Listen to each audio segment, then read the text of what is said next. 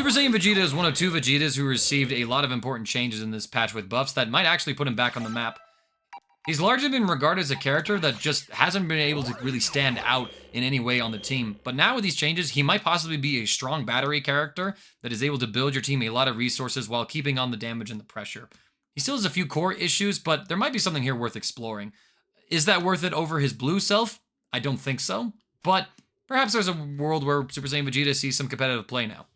The most important change that he got is to his consecutive energy blast, where you can now cancel this move into Super Dash or into any of his special moves. This means that he's able to actually use this move as a neutral tool, as a combo extension tool, and to create interesting situations on block as well, where you actually are at the advantage as Super Saiyan Vegeta.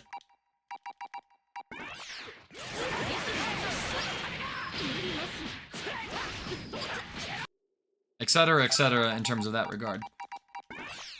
Of course, this is most obvious just with his combo routing in general. He's now not able... Now he doesn't have to pick between, do I get a knockdown here, or do I maximize my damage but give up my Okizeme a bit? Now he just gets both.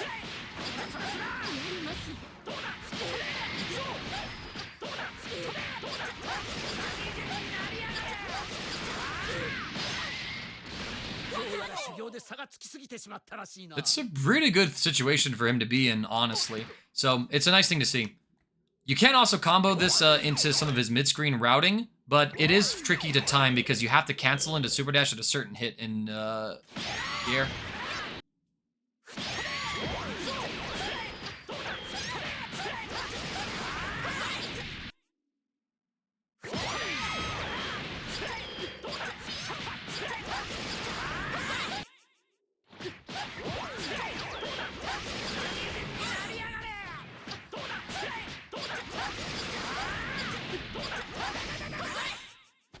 As you can see, it's like maybe 7 or 8 hits.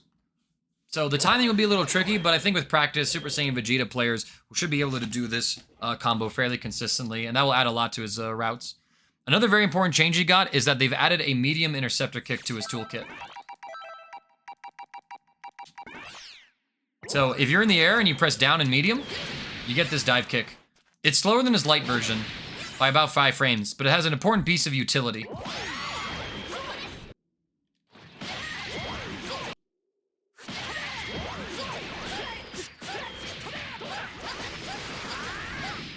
In addition to you being able to special cancel into the dive kicks from his consecutive energy blast, you can now just get a slide knockdown with this move, and this is great for his Oki. Compare the two knockdowns.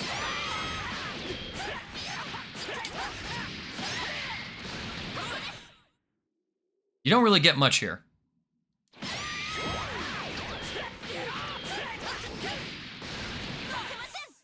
Dramatic difference. Super Saiyan Vegeta is actually able to keep up the pressure on mid-screen knockdowns now. This is a really good change for him. There's one other change that he got, but I have no idea what it's meant to be for. And that is to his light dive kick. Or not as well, his light rocket kick, excuse me.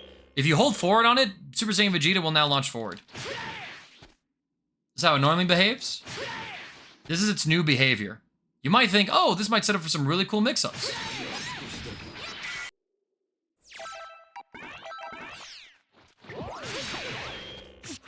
The thing is, it has landing recovery still, so it's not like you're going to be able to threaten real high lows off of this.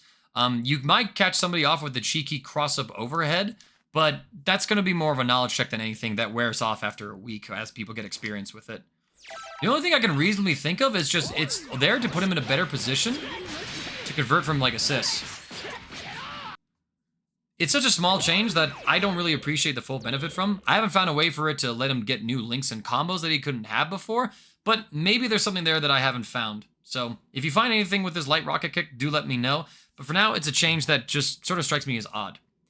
Super Saiyan Vegeta with these changes now has really good combo routes and really high meter build, so he's able to kind of keep up with some of the other characters. The thing is, though, he still kind of lacks solo mix-up, which is a fairly important thing to have. He is able to do the base Vegeta tricks with his rocket kick, where he's able to threaten high-low in some situations off of it, paired with the right assist.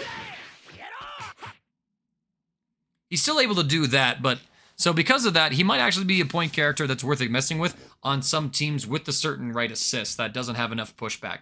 Overall, he's actually probably the most playable he's been, and probably in a decent enough spot to where maybe we see some experimentation with him. Is he going to get results? I'm not so sure about that one, but he's certainly a character that is now functional within the game. He's always been functional, but now he sort of has an identity that helps him stand out on a team. Instead of him trying to anchor like way back in the days of Season 1, he's a point character now that wants to use the assist and build tons of meter and damage for his team to then swap in and finish the job. For solo mix, he really only threatens Dragon Rushes, cross-ups, and fake cross-ups now, which he can vary the timing of between the two versions of his kicks. The slower timing of his interceptor kick on medium might actually be enough to catch people with fake cross-up stuff, and your conversions are pretty easy to do as well.